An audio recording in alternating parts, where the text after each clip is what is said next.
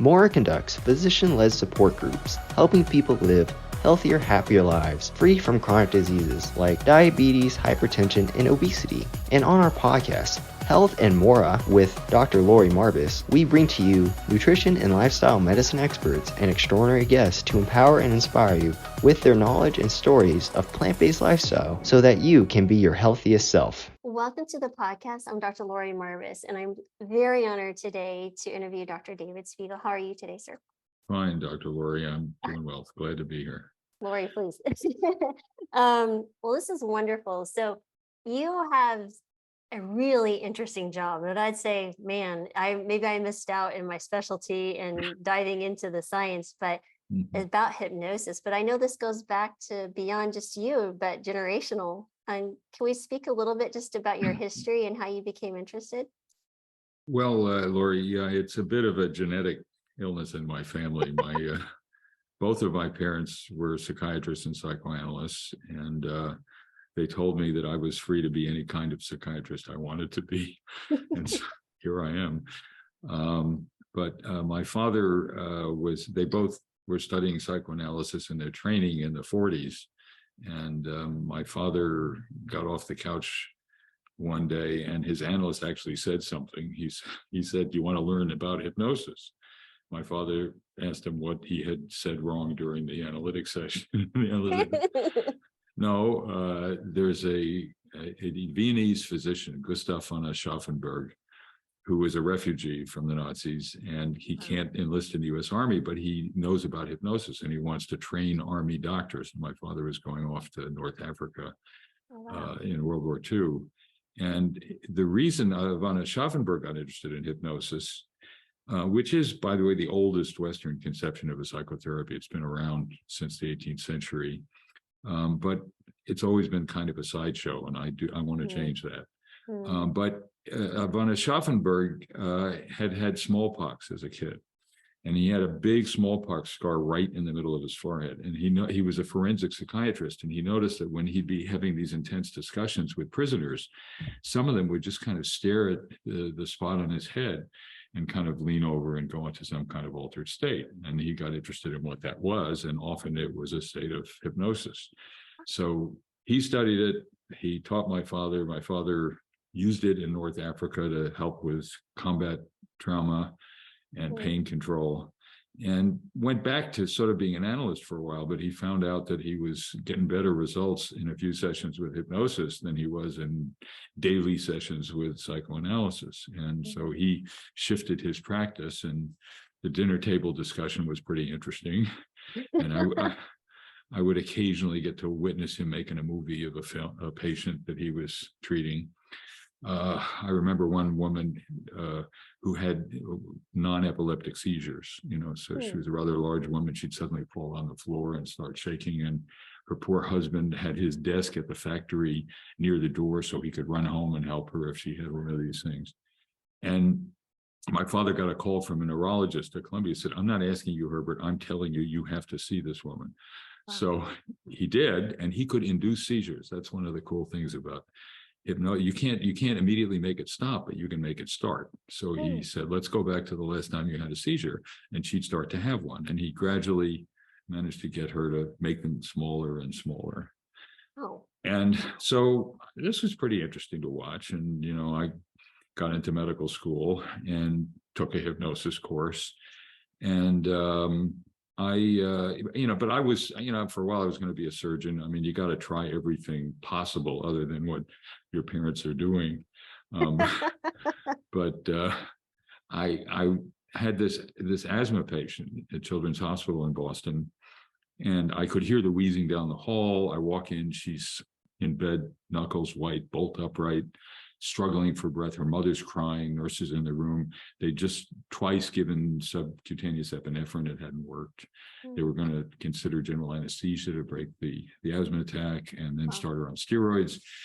And I didn't know what else to do. So I had, fresh from my hypnosis course, I said, "Would you like to learn a breathing exercise?" She nods. So I get her hypnotized, and then I realized that we hadn't gotten to asthma in the course yet. So I said something very subtle and clever. I said, "Each breath you take will be a little deeper and a little easier."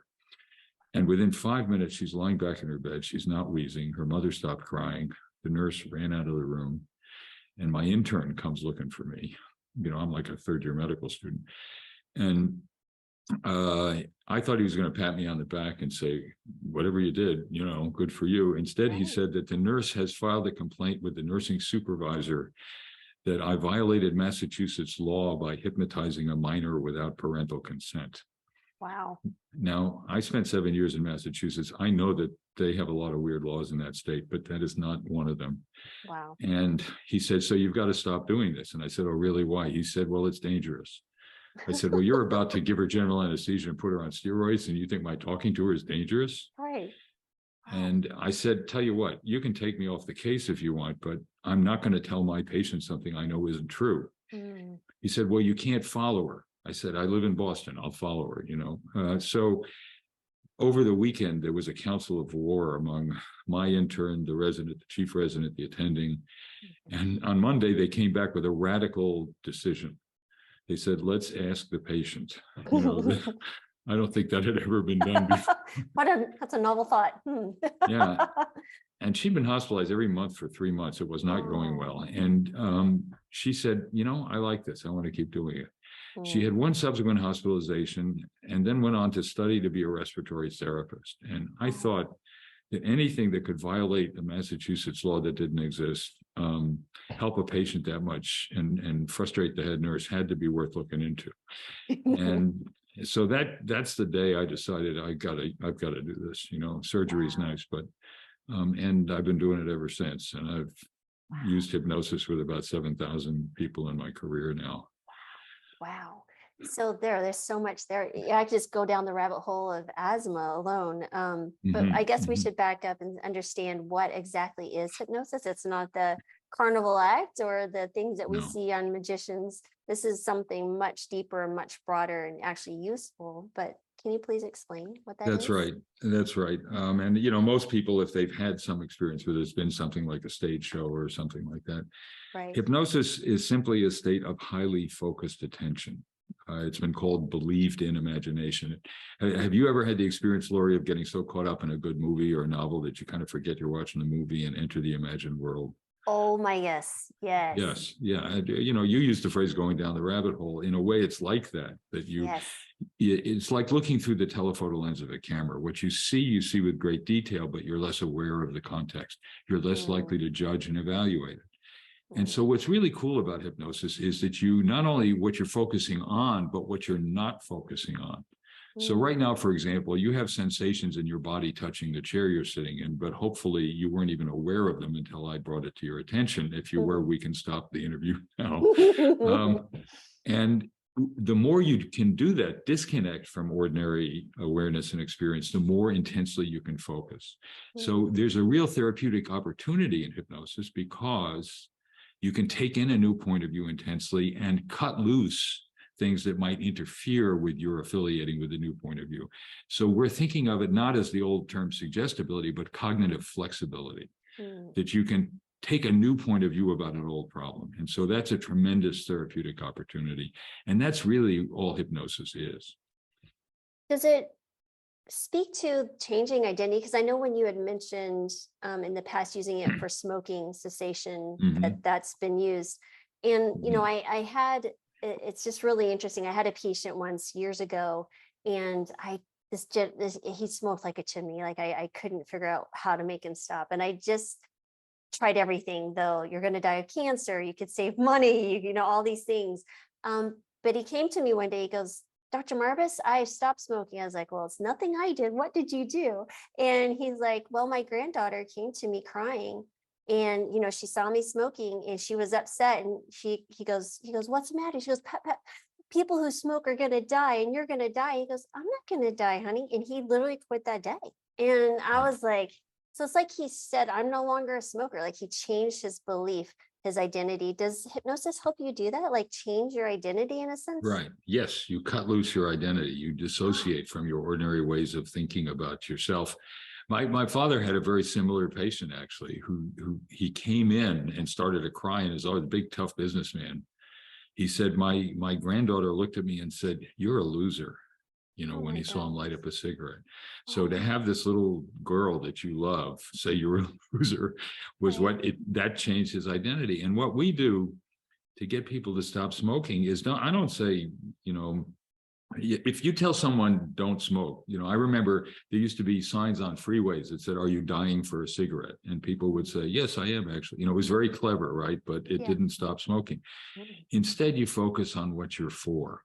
And the fact that it was this man's daughter mm, reminds me that what we teach people in hypnosis is not to fight smoking, not don't smoke, but for my body, smoking is a poison, not for me, but for my body. mm, Think of your body as if it were a trusting, innocent child, like a baby that had to take into it anything you put into it, even if it's damaged by it. Like a baby, it can't tell you in words. It tells you with the shortness of breath, with the cough. That's your body's way of telling you it's being poisoned. So you focus on what you're for, which is your natural instinct to respect and protect a trusting, innocent creature.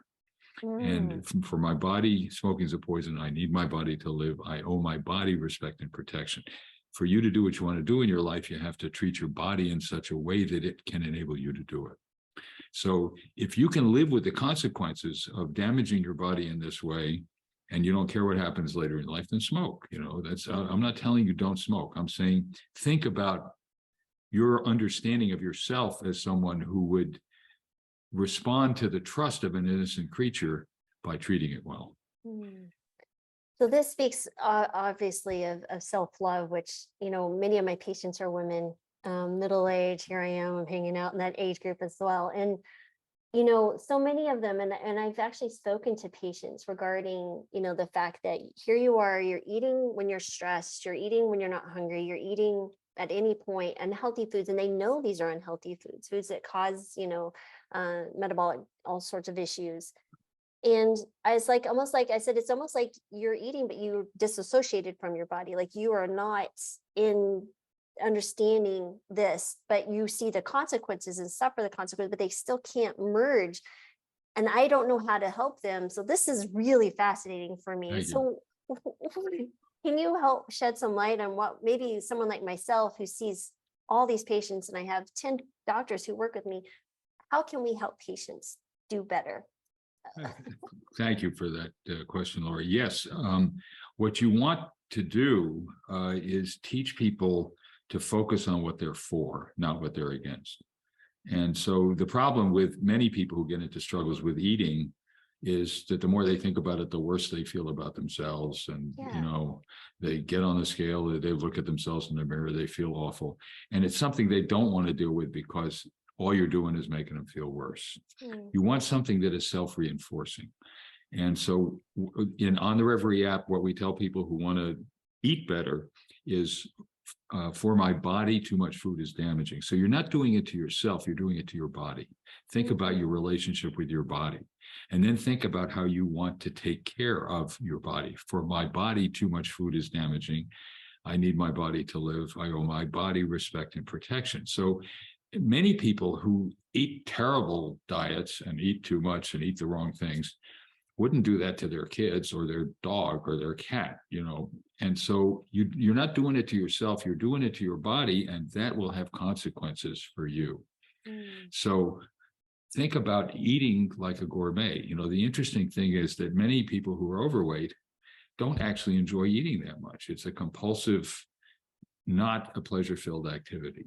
And so, most gourmets are normal weight. They enjoy eating, they make the most of every taste, the texture, the flavor, the aroma, the temperature of the food.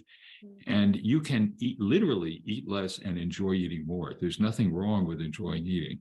It's a good thing. I remember when I was a medical student at Boston City Hospital, a bunch of us went to dinner at a Chinese restaurant called Yi Hung Gui, which is a pretty funny title.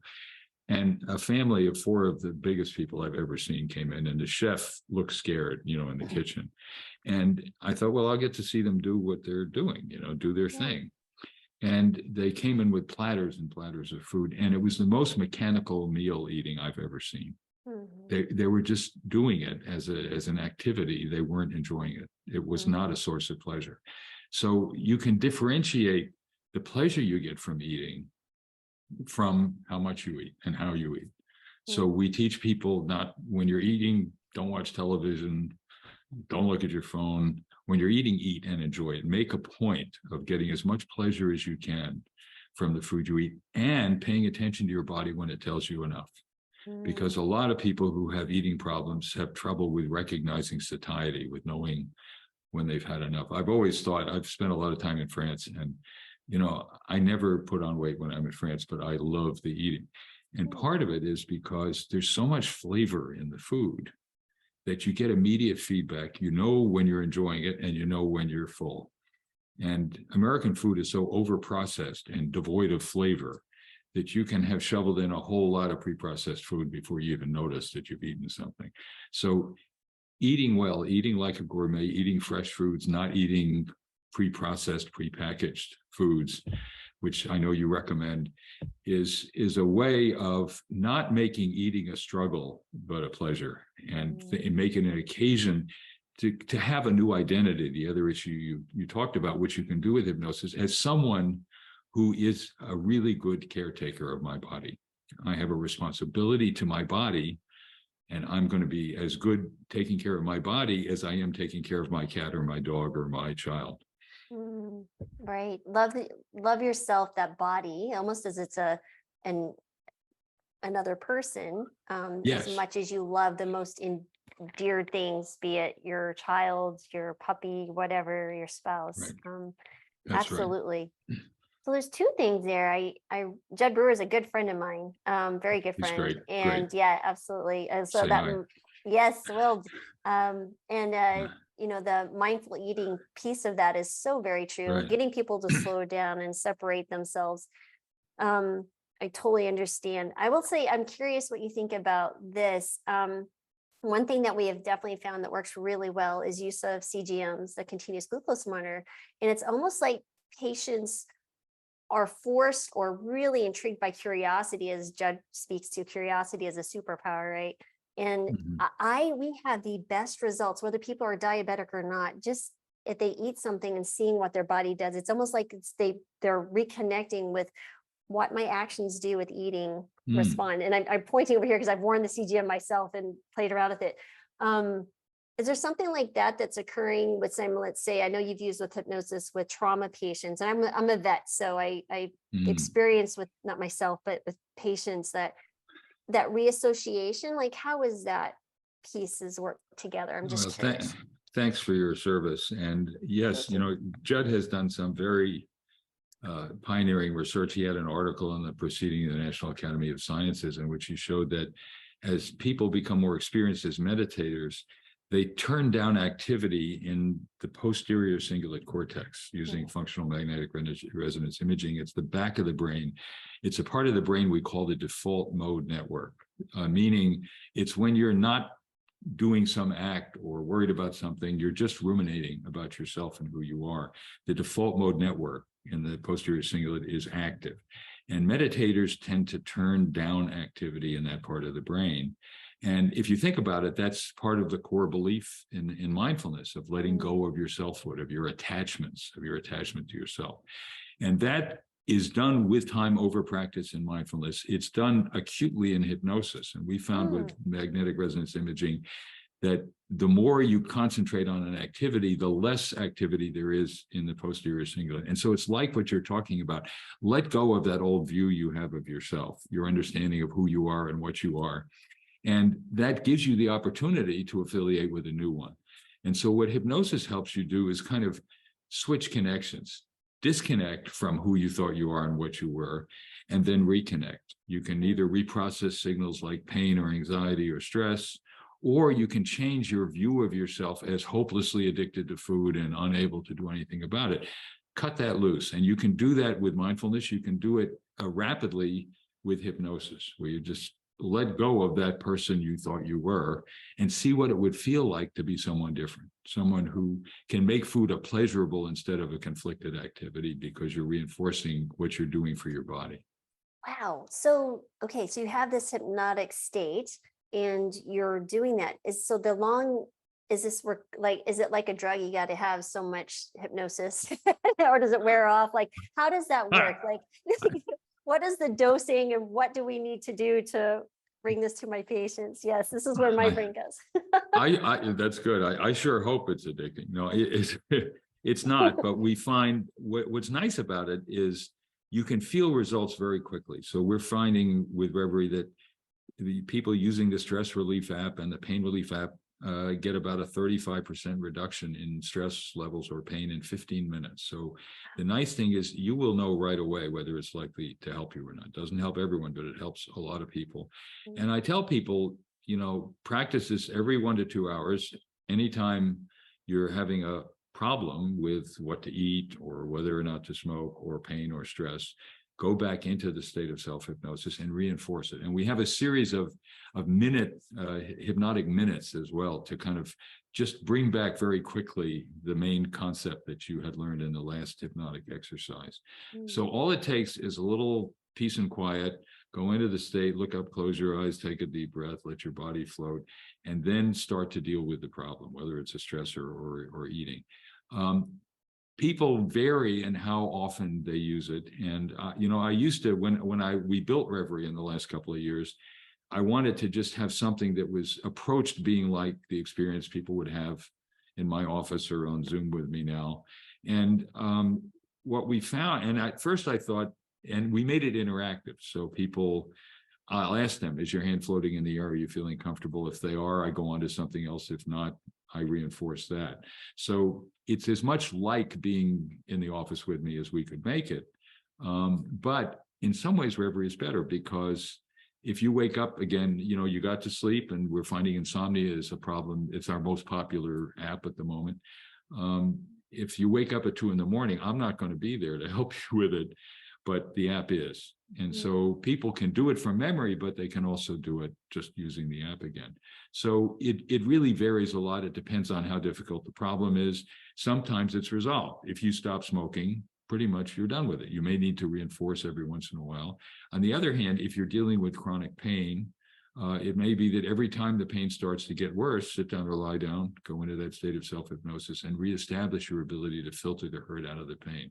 I'll teach people to do in their imagination what they actually do physically to help with the pain. So if a warm bath helps, imagine you're in a warm bath. And you know what? People will get some of the relief they get from the warm water just from reliving the mental and physical experience they have of being in a hot tub or a bath.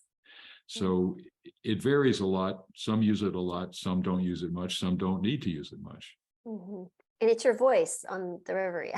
It's my Right. voice. You're stuck with I've heard me. you listen. Yes, it's a very calming voice, actually. It's I'm glad. lovely. So, I'm glad. But Yeah. so you're really reestablishing the mind-body connection. And where do you think we lost it? Have we always been separate? Like, where did we lose this ability to do this? Like, any thoughts? Well, I think there's a certain skepticism or distrust of mental as opposed to physical remedies in medicine. It's the typical thing in medicine is injection, ingestion, or incision. We treat our bodies like they're beat up cars, and just replace the parts. And this idea that you can make a meaningful change in your body by changing the way you use it. And as you said, that 3-pound organ that uses 20% of your energy every day is connected to every other part of your body. It makes it work. It makes it run. And so the idea that you can't make meanophysical differences in your body with your brain is just wrong.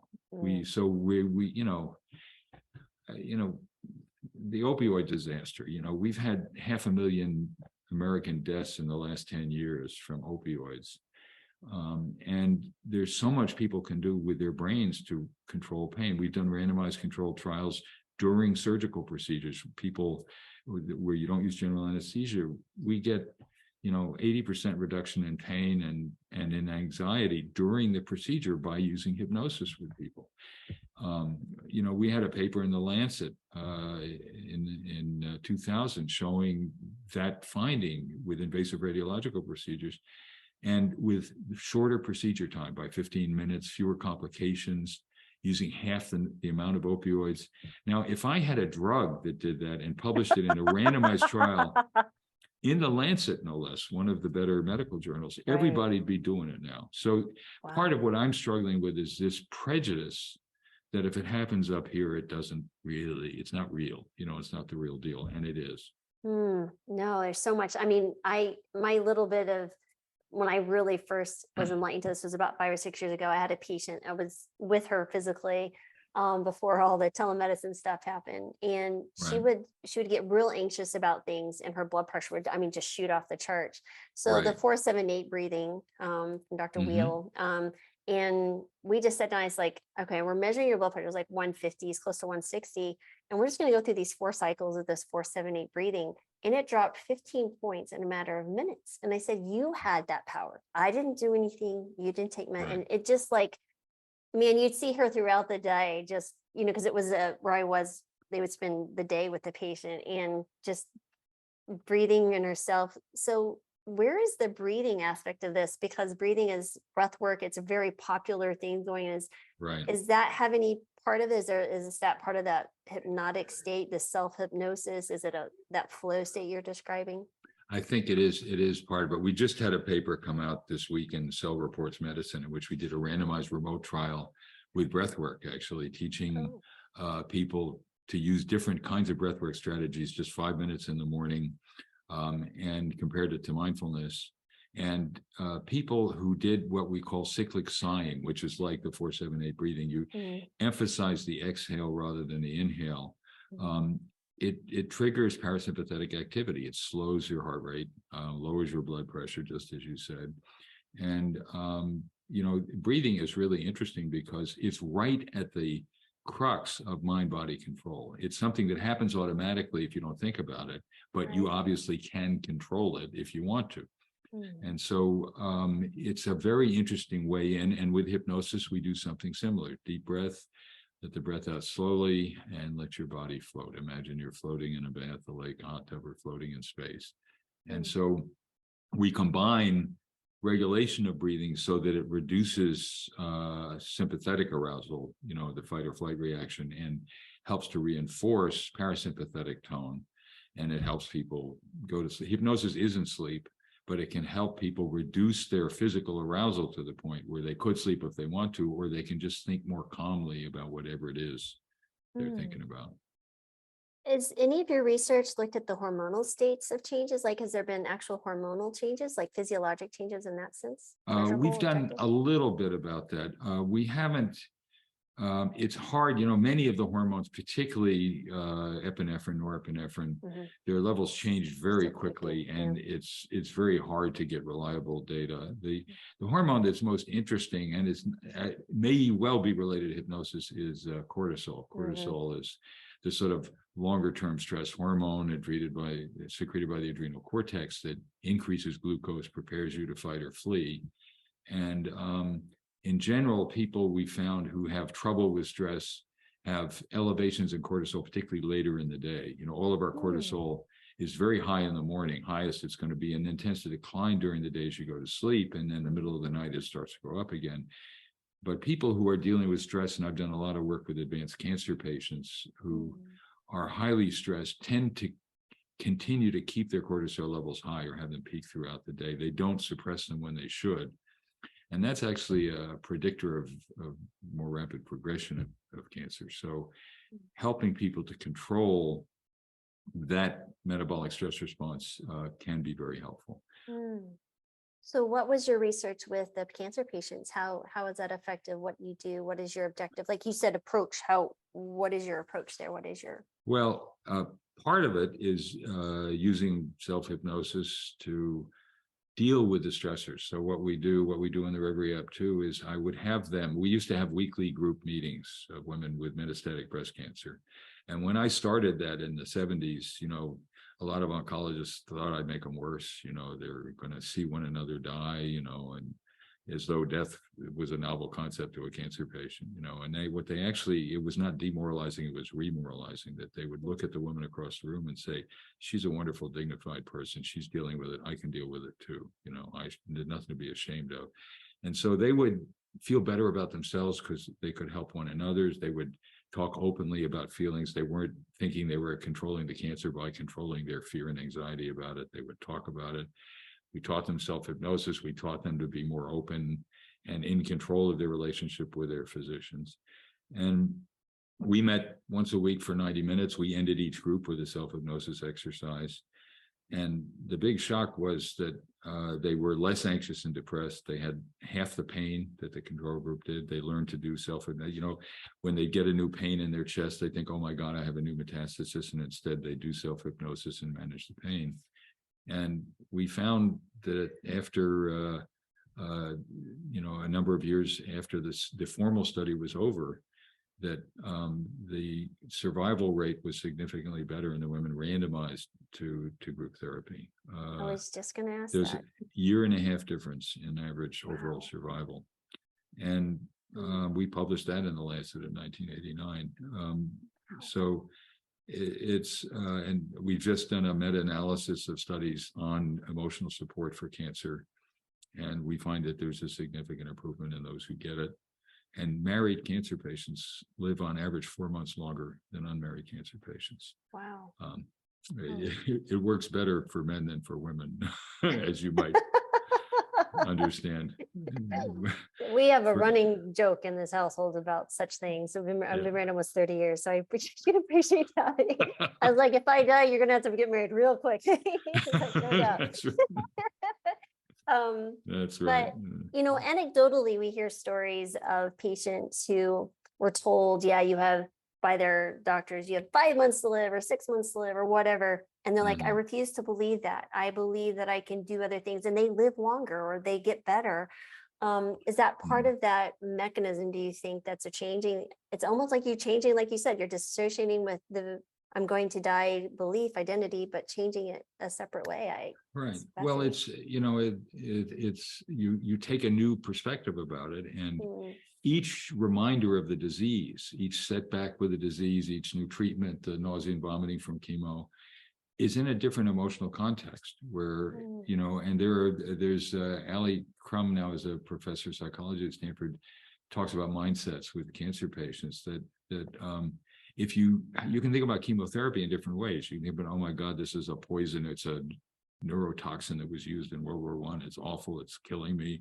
Or you can say, the thing must be working because I can feel it, you know, and you just take the same situation and experience it from a different perspective. And so what it means is that each daily experience with cancer has a different stress-related meaning to you. And it doesn't mean that cancer isn't serious. It is. But it means that you can face it and live with it differently.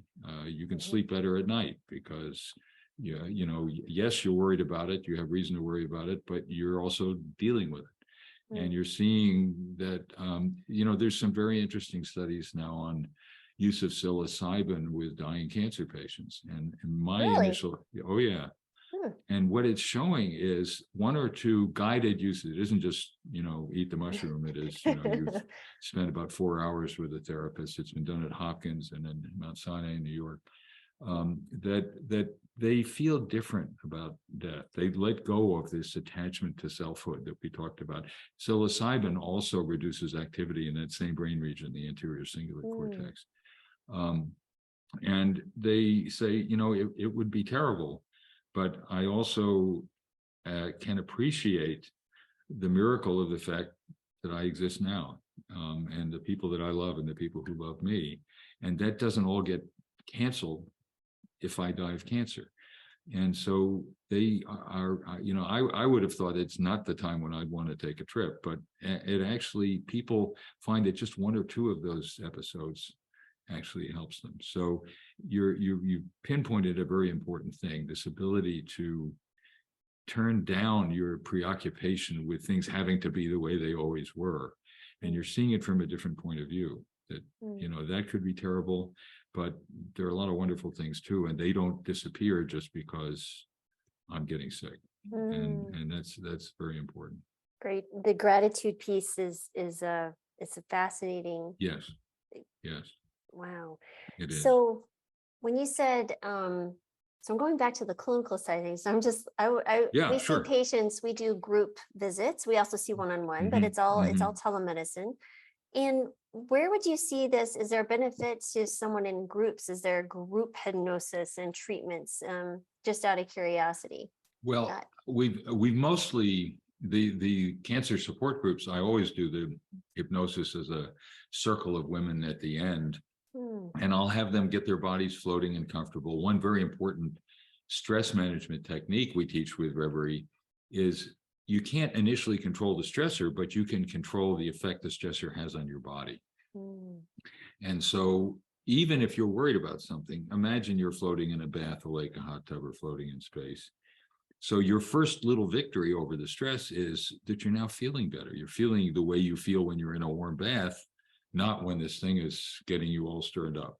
So now that you've done that, you can visualize some aspect of the stressors on an imaginary screen, picture it, keep your body comfortable, and then brainstorm one thing you can do about it. So on the other side of the screen, picture what to say to your boss, or how to handle the fight at home, or how to deal with some other problem that you've got, in a more dispassionate way, because you've already exerted control over how it's affecting you physiologically. And so I would have women in this breast cancer support group picture if someone had died. There were a lot of tears, people were very upset. I'd say, all right, just sit there and face the loss, just see what it feels like that she's no longer with us. And we do that for a little while. And then I would say, now picture one thing that still lives within you from her, something she gave you, and recognize that she's there with you in that sense, even though she's gone. And they found that very reassuring. And again, this has to do with this flexibility of understanding who you are and what things mean, that you can see that from a new point of view. You can hold two related but different points of view about one person who died. And again, the fact that you can shift gears, part of it is that you go into the state, you think about it, you process it in a certain way, and then you can come out. So another nice thing about hypnosis is that it's sort of got boundaries. I'm doing this now, I'm in this state, I'm experiencing it intensely, and now I've done what I can do, and I'm going to put that aside and get back to ordinary life. So it kind of reassures people that if you sort of open Pandora's box, you're not going to be set with things forever. You can deal with it, close the box, and go on about what you're doing. so many thoughts I have.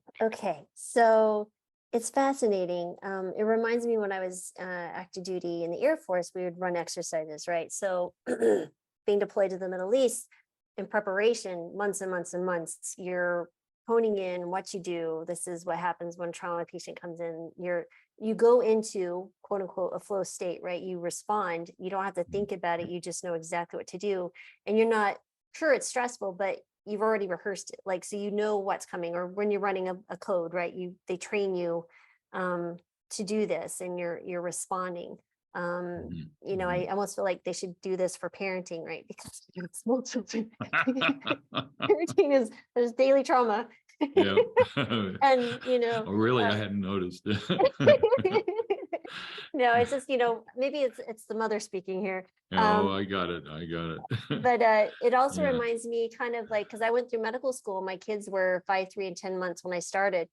Wow. And when people go, how did you do that? He's like, I remember when I would study, I would get into such a flow state, and I used drawing. I actually ended up publishing books on memorization techniques because I draw cartoons and help, they call them visual mice. And I think that was I love art. And so that was such a easy thing for me to do. They could be running around. I have a picture of me studying, holding Emily. She had just cried and she's like all teared up. My boys are running out with balloons, and I think that was my first year, second year of medical school.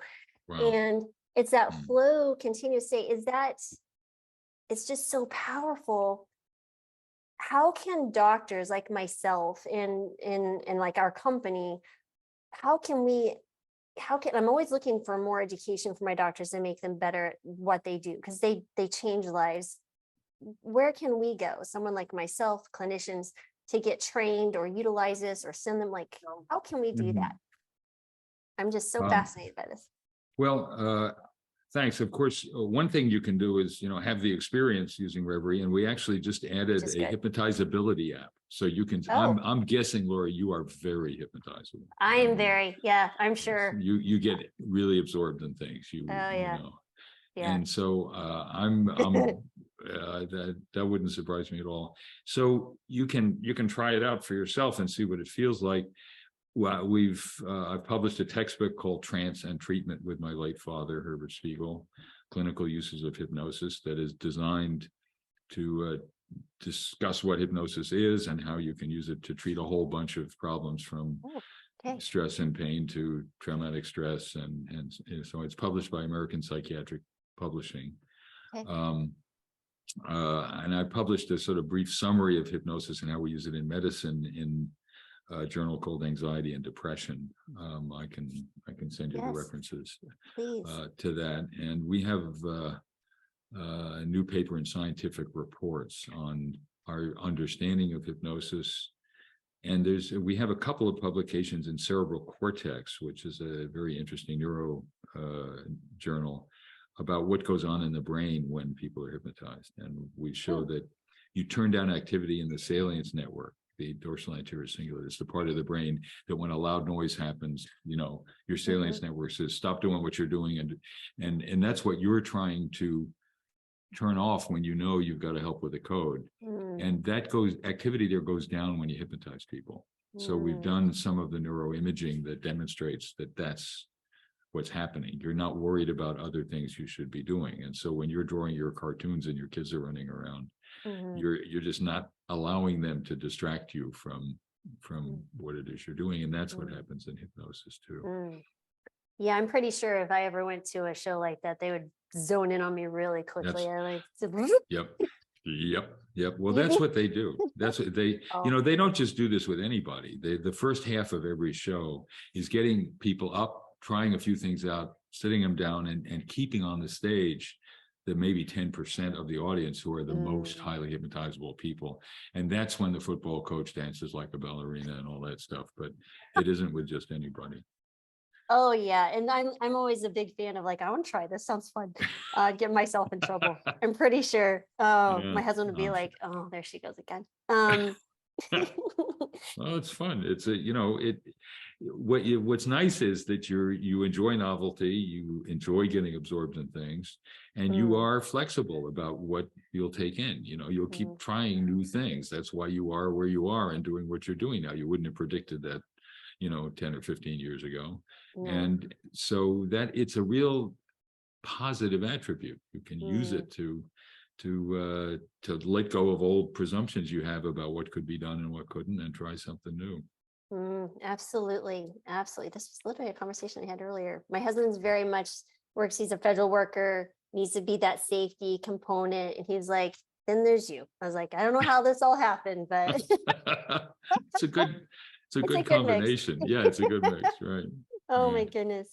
So yes, the Reveri app, because I tend to be one that when I wake up, my brain starts, and I've used it. And that's why I know it's your voice on the other end of that. And it is. I was like, it's utterly fascinating. So the other piece of this kind of speaks to, one of the books that I'm just highly fascinated with is The Body Keeps Score. And multiple things that they've spoken about in that book. I mean, it's just mind-blowing to me. And the functional MRIs like you're describing, and where does hypnosis fit in that with, I guess, if we can just dive in a little bit more into the trauma piece, because I have patients who would do really well. And it was almost like a trigger. They get close to maybe they lost weight and they get to the 200 mark or whatever it is. And suddenly, one patient stands out in mind in particular, and every single time she would lose weight and feel good and reverse her diabetes and pulling back meds. And then she hit this 200 point, and then she would just go off and start eating and miss appointments. And then she'd come back when she wasn't feeling well. And she goes, Dr. Marbus, she goes, when I get to that 200 mark, she goes, men are going to start looking at me. And it was a hint of something. And I didn't have the time or flexibility to dive in with her, because I felt she needed help for sure, probably more than I could give her. Can you speak to that? Yeah. First of all, I know Bessel van der Kolk well. We were residents together, at Mass Mental Health Center, and he's done really fascinating work. And that book has sold incredibly well and has influenced the way we think. And the body does keep the score in many ways, but the body's also connected to the brain. And I have seen a number of women for whom too much weight was like a protective wall that kept adverse interest away that they didn't want. So it is not uncommon for people who have real serious eating problems, not always, but to have had episodes of sexual or physical abuse or just mistreatment. I'll tell. And how does hypnosis work? I saw a woman not too long ago from another country where there's a lot of unrest right now, a healthcare professional who retired early. She did well here in the US, but retired early. And she started telling me about how she was raped by their landlord at the age of 12. Her family couldn't really do anything about it. And she said, as I grew up, I realized that my body wasn't my own, that men presumed they could own it. It was one of these very repressive societies that does not treat women well. And I got her hypnotized. She was very hypnotizable. And I had her picture herself. I said, I want you to look at yourself as that 12-year-old girl. And she started to cry. And I said, is she a fallen woman? Is she responsible for what happened to her? And she said, you know what I'm doing? I'm stroking her hair. And hugging her. And so she could see herself for who she really was at that time, and the survivor and victim of horrible abuse, not in any way responsible. And the biggest problem that most assault survivors have is they blame themselves for events they didn't control. They were treated like an object, a thing, and they had no control over what was happening.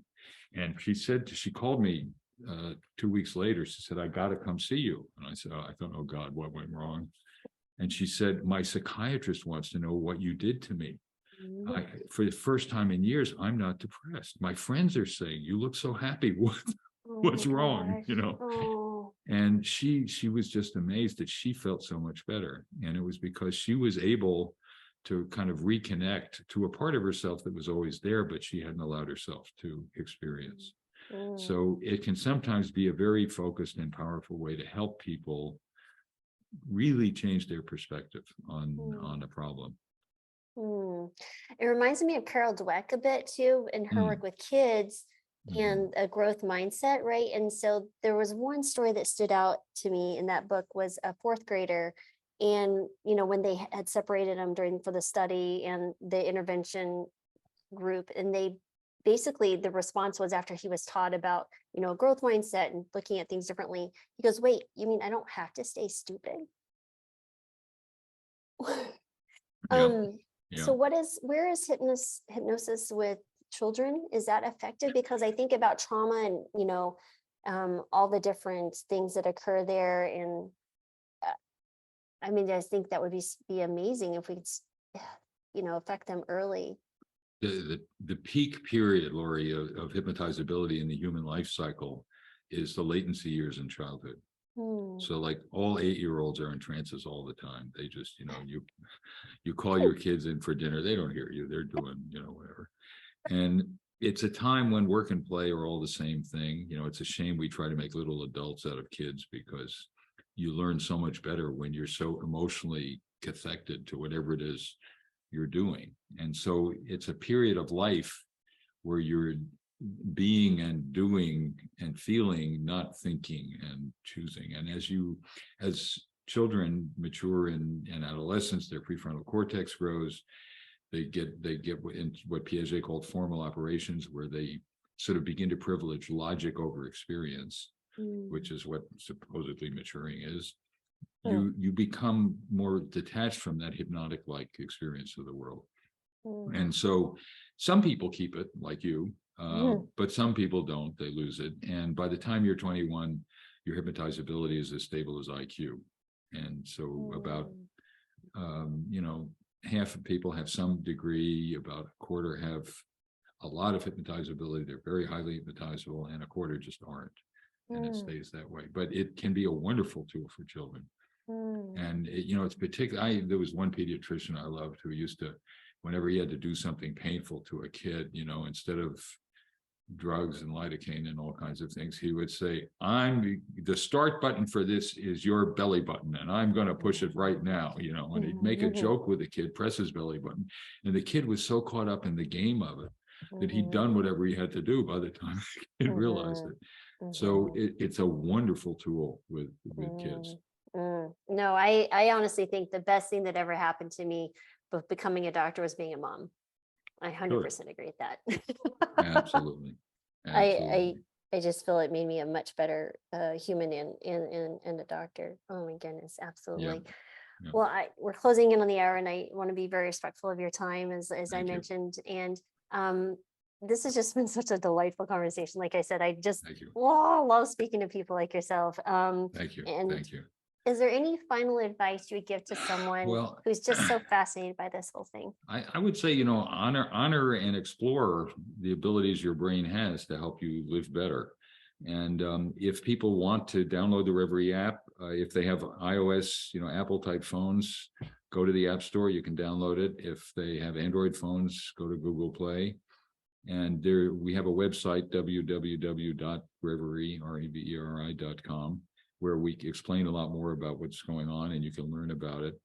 But give it a try. The first week's free. You can try things out and see what it feels like. And it can be a way to explore making better use of your brain to help you live better. I love that. And we'll have all those resources in the show notes. So everyone, please go check it out. And it is a really cool app. And thank you for creating it and all your work and dedication and making this accessible to the general public. I think that's phenomenal. Thank you. Well, thanks for the opportunity to talk about it, Lori. And thanks for the work you're doing, helping people live better too. It's terrific. Oh, yeah, it's fun. Yeah. Well, thanks everyone for listening.